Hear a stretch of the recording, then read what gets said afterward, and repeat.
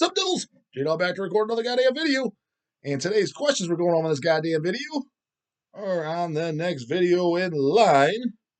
Which I forget where the hell we're at. Been recording some videos that are non-question related lately, it seems like. I'm losing kind of my place. But I'm pretty sure this was the next one. And it's also still, how many goddamn weeks ago was this? 3 weeks ago still, goddamn it. That seems to be the turnaround time. As far as when I finally get to them. Grotesque destroys that growing down Whipfest band at the gates. Sure fucking does. Grotesque in the Embrace of Evil compilation. Technically, it's not an album. It's 2 recordings on one. Embrace of Evil 12-inch and then one other EP or whatever. In the Embrace of Evil is a 10. 10 in my book, goddammit. Blood Upon the Altar. Fuck yeah. Banger. Ripped from the Cross. Whew. That's got cojones, brah. Which one of you fucking guys don't know, devils don't know that one? Put it in there. If you don't, you're missing the fuck out as far as I'm concerned. Here we go. All the way at the bottom. Paul Hetrick never fails to goddamn answer something. The red in the sky is our. The red of the sky is ours. Is for kiddies? Question mark. I don't know if it's for kiddies, but I mean it's more for kiddies than goddamn deranges. I can tell you that much. Slaughter the Soul is not for kiddies? Question marks. Slaughter the Soul. It says again compared to deranged, compared to hemorrhage, compared to mortician, compared to suffocation, human waste. Oh fuck yes, Slaughter the Soul is still for kiddies. I just said I like it again. You guys, this is a kind of a pet peeve of mine in the metal scene in general. For fucking ever. I mean, maybe not so much when I was super young, didn't have it figured out myself because all I pretty much listened to was extreme music until about age 19 when I told the story. That's when I started buying, like, going back to check out the previous shit, like stuff like Black Sabbath, Ozzy Osbourne, Motorhead, Misfits at age 20, things like that. Part of that age, 13 to 18, it was nothing but fucking extreme music, whether it be death metal, black metal, grindcore, but extreme shit, right? Exception here and there. Sacred Reich, Merciful Fate, but very, very, very, very few exceptions. If I say something's for kiddies, or if I say something's not brutal, that doesn't mean that it's not good. For example, Slaughter the Soul. Yeah, that's not brutal extreme. If somebody comes up to me, hey, bro, what's that? Go to Sweden, because I'm sure it's probably, these bozos probably exist, or they're probably thinking it for Opeth or something like that. One of the bigger bands that are more popular when you go overseas. Band countries like Sweden, Germany, etc. As opposed to this stupid-ass fucking doucheland fucking USA. It's Disturbed and Korn and goddamn, and a bunch of new metal fucking deathcore garbage that I never fucking heard of, right? You go over there, it is generally, it seems, well, I could be wrong because I've never been to Sweden, so I'm not going to sit there talk like I know, just because I've only heard it secondhand. I'm not one of those guys who reports on shit that it's fact just because I've heard it. Like all those people like, this and this is going on in the world. How do you know that? Because you heard it on the fucking radio? Because you read it on the fucking, the internets? How do you know? You never actually fucking been there. You never been out of the country in your life. Shut the fuck up. Stop talking. You don't know fuck all nothing. You're just regurgitating what you heard. So right now, I am regurgitating what I've kind of heard. And it seems like in Sweden shit, something like at the gates, those bozos over there could be like, what's heavier than Slaughter the Soul? I'm not saying that. It is a wimpier fucking album. It's kind of, I just think it's a catchy fucking death thrash album, right? So, yeah, technically, in comparison to something like Reek of Putrefaction, is Slaughter the Soul for kiddies? Yeah, I think the entire band at the gates is for kiddies. Now, it's heavier than goddamn Pantera, or at least more extreme and oomph and more metalized than Pantera. Say that as far as what's tuned or well, actually, Pantera's breakdown riffs are a little heavier than whatever. I'm just saying it's more extreme than goddamn Pantera. It's extreme. Let's use that word. But again, just because it's not extreme does not mean that it's not good. For example, what's some Anal Cunt is extreme. I don't like Anal Cunt. Don't even listen to them. They have a couple songs here and there on Morbid Florist and shit that were funny, kind of, ha ha ha, this is cool. That's extreme music. Do I like them? No. Do I like Judas Priest, fucking Hell Bent for Leather, Killing Machine, whichever one you want to call it? Yeah. Is that an extreme album? No. But Anal Cunt is an extreme album. Oh, so Anal Cunt's better than Judas Priest album? No. It's because extremity or brutality, or it's sick or fucking not sick, or it's wimpy or not fucking wimpy, that doesn't mean that it's good. You see what I'm saying? That's been my biggest fucking pet peeve. So when I say something's not brutal, that doesn't mean it fucking sucks. When I say Judas Priest and Merciful Fate, that is wimp metal, which it is. It's today's standard. If that's, and I'm saying it in the context of it's wimpy. Of if that's the heaviest thing you like, okay, yeah, you don't like technically heavy shit. Yes, in 1982 or whatever, if that's what you're listening to, because that was the heaviest thing at the time. Now in the year 2023, of everything that's out there, if that's the heaviest thing you like, yes, in the all in all, you do not listen to heavy shit. That stuff's still better than most things. Do I think Merciful Fate, Nuns Have No Fun is better than 95% of shit that came out from 1990 on to today? That ton, like 90% of that shit's heavier than? Yeah, I think Nuns Have No Fun is better than all that for the most part. It's not as heavy though. You get what I mean? So just because I say it's for kiddos or it's wimpier, that doesn't mean it sucks. That doesn't mean you don't want to like it. That doesn't mean there's albums that I don't like.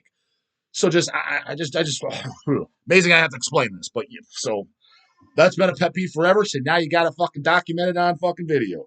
So yeah, Slaughter the Soul not for kiddies. Yeah, it is. How so? Question marks. It is. Slaughter the Soul is weak, overproduced, happy uber melodic gayness. I don't know if I'd go as far as saying that. It's kind of fucking thrashy. You know, it's kind of funny because a lot of these guys was overproduced. Like Paul, you comment on a lot of stuff. Well, let me ask you this, Paul. Do you like stuff? Do you like any Judas Priest? Do you like any Merciful Fate, King Diamond albums? Wouldn't that stuff be considered overproduced? Wouldn't that stuff be kind of considered happy, or at least in parts? I mean, I don't put on Screaming for Vengeance and be like, man, this is some dark fucking misanthropic shit.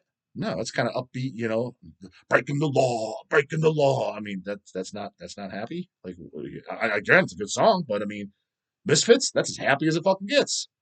So,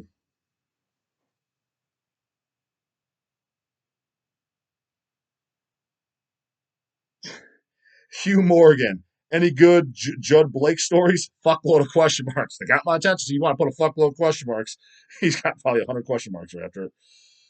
Other than just the Blake Crush shirts that we pressed, which I told that story, go back to watch past videos. I told that one. That's probably about 3 months on into the channel. Oh shit, that's forever ago, J Dog. Oh really? I've just been doing this just over a year now. Love guys that pull this shit too, man. Um, maybe they're just saying it because they're just talking, there's a talk, and that was just their lingo and it slipped. But I got recently like, oh man, dude, love your channel. I've been listening to it for years. Literally, that's what he said. I'm just like, how is that possible, man? I haven't been doing it for years. So I just thought that was goddamn funny. It's been literally 13 months. And actually, in 2 days from recording this, it'll be 13 months exactly since I've been a year and 1 month. So 3 months in or whatever. When I told the Blake Judd story, it's like it's not that long ago. Let's just go back and watch it because I never actually met that fucking douchebag personally. Just heard he's a fucking piece of shit drug addict that ripped a bunch of people off, including us. So we made those fantastic goddamn Blake Crush shirts, which I gotta admit were funnier than shit. Um, but yeah, as far as the years thing, I've called out multiple people, not in person because I'm not gonna throw them on the bus, but I'm just like behind the scenes, we're just rolling our eyes. When Craig worked for us too, he knew. What's this guy talking about? Is like there's guys like it's something. Yeah, and I've been a loyal customer for years. Search their account. All you gotta do is search their account and stuff like that. You placed one order in 2014. What are you talking about, man? It was for one CD. That's not a loyal customer for years. You want to see some loyal customers for years? I can show you what loyal is. Guys that place 1 to 2 orders every fucking week for years on end, or a goddamn Dan Murrow who drops thousands of fucking dollars as his own goddamn bin. That's a loyal customer for fucking years. I'm not saying if you only buy once a year, don't appreciate it. 100% of fucking appreciate it. But I'm just saying, don't make it a statement like I can just easily look up and verify. I'm like, no, you haven't. Like, I've even got it, guys. Yeah, I think it was one guy from Mexico. Yeah, been ordering for years. You look it up, look up his name, his email, no order history. I'm like, did you place it under mom's name or a different name? Because and I don't recognize your name whatsoever. If you're a guy that's ordering all the time and you show up to be from Mexico, and I would remember that because Mexico's fucking high turnover of fuck up as far as packages not making it, just because the postal service down there sucks shit. It's been like that since forever, since I've ever been shipping there and receiving stuff. I think that's just kind of universally known fact. So I don't remember if there's a guy that's ordering left and right.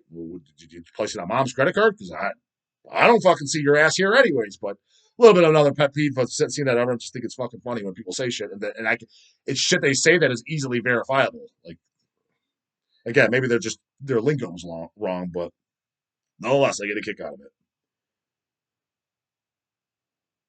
Mike Violet, J Dog, question: 3 favorite Canadian metal bands.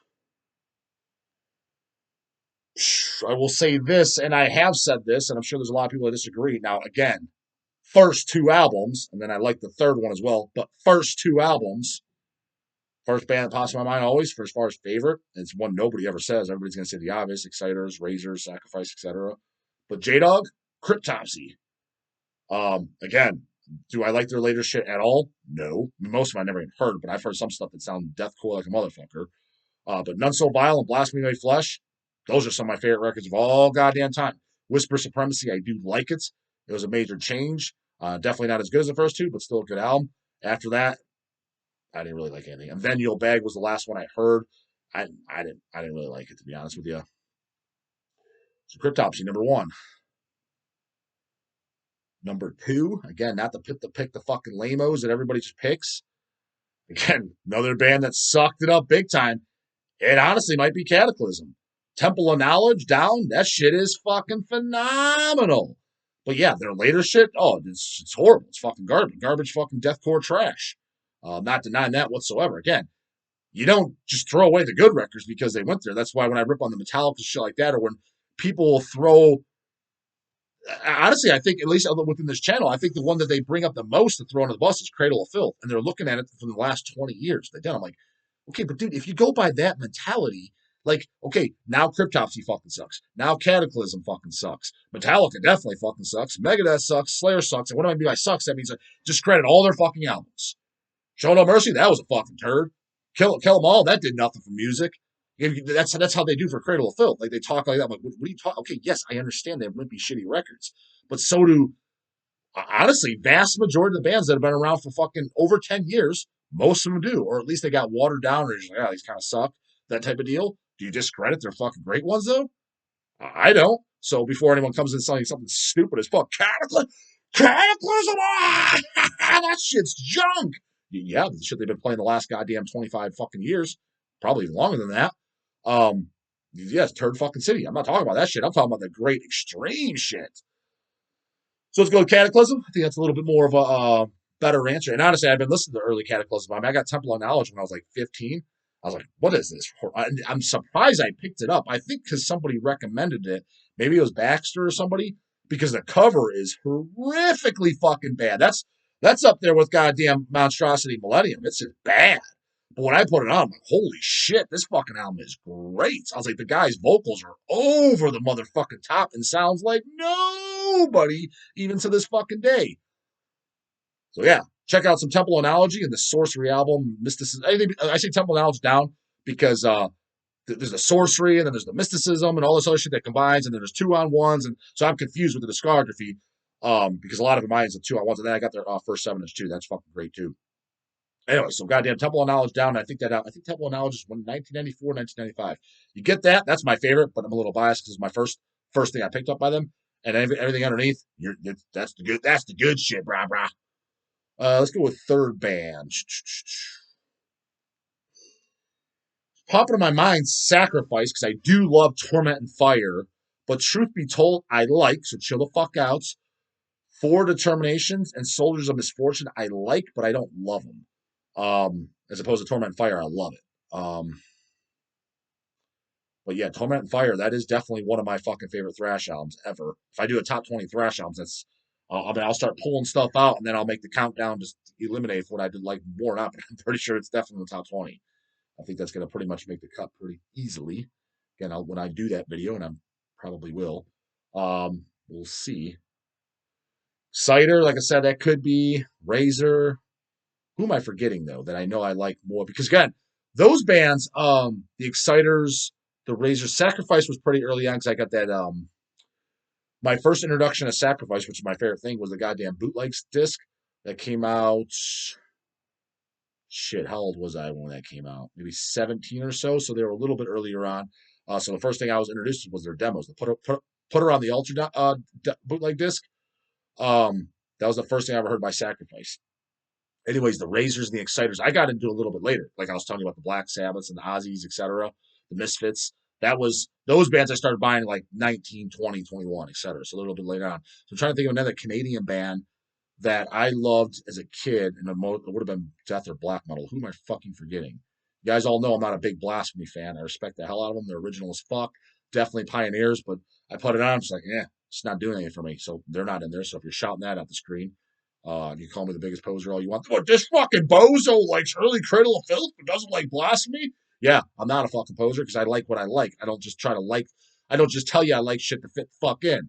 Be you, goddammit. But yeah, I'm not one of these guys fucking Blasphemy sucks and fucking Pantera is where it's at. No, that's just, you're a fucking idiot canoe. So I'm well aware of what they've done. I'm just saying when I put it on, it's like it just doesn't do anything for me. Want to get another one, put another pick that's Canada. Who am I forgetting? That would probably be my fave. I mean, there's tons of Canadian bands I like, shitloads. But I'm trying to think of somebody from my earlier years. Nobody's popped my mind. I have to go with Sacrifice, but there's some people put theirs in there. What the fuck? Everybody's just talking. Nobody really put their goddamn list in there, but there's 12 fucking comments. Doesn't make any goddamn sense. So let's go with that. I'm sure there's probably somebody over Sacrifice. Not because Torment and Fire is toward the bottom, just because that's only one album. Granted, the Cryptopsy and the Cataclysm is kind of only two albums, but let's go with that. I'm sure there's probably somebody else that would definitely be in there that I'm just completely forgetting about. So let's go with that, goddammit. Put yours in there too, goddammit.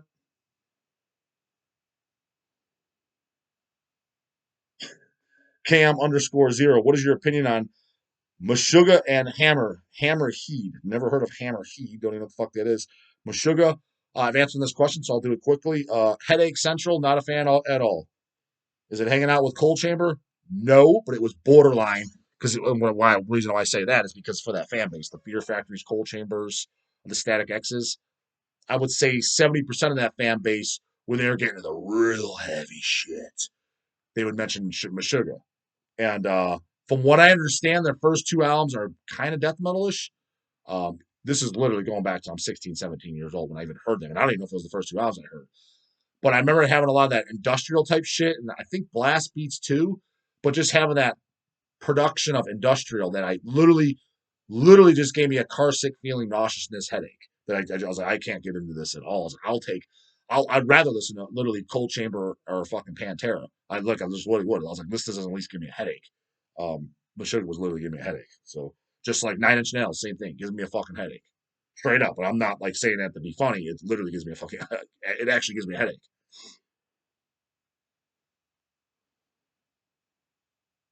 Yinzer Chuck, question. The LP and 7-inch were pretty good, so whatever happened to Gouge? Question mark. I'm not sure. I'd have to ask Chase if they turned anything else. I know I did ask him a while ago, and I thought he said they were working on something else. Gouge, that was a band, that was a J-Dog fucking signing, and they sent, it was one of the few bands that send something to the service, so I don't go through the sense of, oh man, that's how you get signed on Hell's Headbangers. That's not how you necessarily get signed on Hell's Headbangers. It's got to be something I really, really like, or it's got to be a classic one to reissue, or whatever. Stars got all aligned, and right now we're kind of not really signing anything because we're booked to the fucking gills. But there's exceptions to rules. Gouge sent it to the service emails. Hey, check this out. I listened to it. The first thing that popped in my mind was goddamn Severed Survival, Repulsion Horrified, and Death Scream Bloody Gore. Kind of like a mix of that. That's the first thing that popped in my mind. That was the demo, and that's what we did on 7-inch. And that's my favorite to this day. Then we did the full length of it. I love the full length. Beyond Death, it's great. Great album. If you don't know it, get it. But the demo on 7-inch that we did, that's the best shit. I thought the album was a downgrade, still very, very good. But yeah, as far as what they're doing, what I remember too, in all honesty, I'm not saying they are, chill the fuck out. Don't anybody come over here all pissed off. What are you talking shit about Gouge for? What the fuck down the label? Not talking shit nothing. I'm just saying a possibility, because I haven't heard anything. I do know one thing I knew about them at the time. So whenever that 7-inch came out, which is funny because going back, it sounds so weird that they're probably close to my age now in a sense because it was so long ago. When did that 7-inch come out? 2010 maybe or so. I remember one of the members, or at least both, but at least one of them, they were young. One was he was like 17 years old. Holy shit, 17. So let's say it was 2010. That's so funny. 13 years ago. So he's now 30. It's fucking crazy. But whatever it was, it had maybe that was later in 2017, maybe 2014 or whatever. Because I was like 17. Holy shit. So I had to been considerably older than 17 myself when I thought that. Look it up. When the fuck we do the goddamn Gouge 7-inch? But that he was 17 when they did that recording. What I'm getting at is the fact that he was so young. Maybe he's one of those guys. Remember what I tell you? But is he going to make it to age 30 in the metal scene? Maybe he's out of fucking metal. I'm not saying it's the case. Well, we're talking about we got new Gouge coming out next month. Well, I was on a forum. Nobody sent it to me. I remember asking Chase. I thought he said they kind of turned something in. But it seemed like that was forever ago when that we had a conversation about them forever, and I haven't heard of anything since. So not sure, but that was the band that J Dog brought to the table as far as signing. I immediately forwarded to Chase. I was like, this is great, as we gotta sign this. And usually Chase and I a lot of times don't agree on stuff as far as newer bands. He's just like, it's okay. But even he's like, yeah, this is fucking great. So I was like, oh wow, fucking JC saying it's fucking great. He never says he never those two words never come out of that guy's mouth. So oh shit, got a winner. Crusader of Blasphemy, J Dog. Did you see Vader, Chrissy, and Decrepit Birth are doing a U.S. tour? Question mark. Sure did. Be sure to catch them so we can get Rag Chrissy. What is Rag? Maybe Rad you meant? Rag Chrissy an interview. So I kind of slightly discussed this. I think on Francisco's channel is I'm more than likely haven't bought tickets. Again, nothing's definite until I actually buy fucking tickets. I might be going to the Mesa. I think that's how you pronounce it. Mesa, Mesa. Mesa, Arizona show. Because my sister-in-law lives out there and we go out there quite often anyways. It's on a Saturday, and these fucking bozos ain't coming to Cleveland.